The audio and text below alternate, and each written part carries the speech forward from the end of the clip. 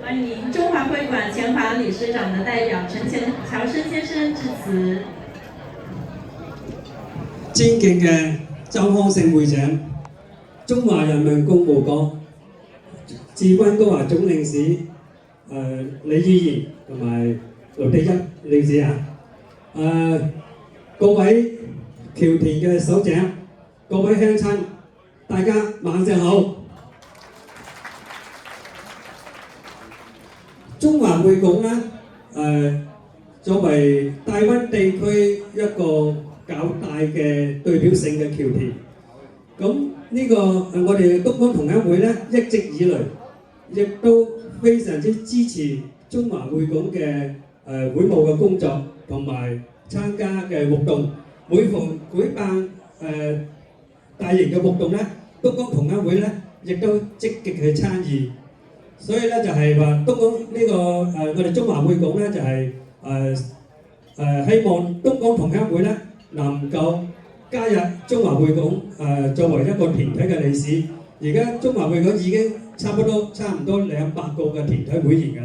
啦，基本上大灣地區咧大部分嘅僑田咧都成為中華會館嘅團體嘅會員所以我希望能夠大家多啲嘅僑田更加去積極參與中華會館嘅會務 ，OK。另外咧，我哋喺呢度咧，今晚咧，我哋亦都我身為呢個加拿大港商聯合會亦都會今晚參加代表我哋嘅港商會參加呢個東江同鄉會嘅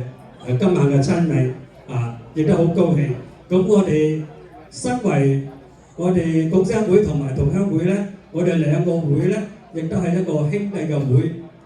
所以咧我希望能夠以後咧，我哋兩個會共同合作，多舉辦嘅活動，增強我哋東江人喺大灣地區嘅影響力團結一致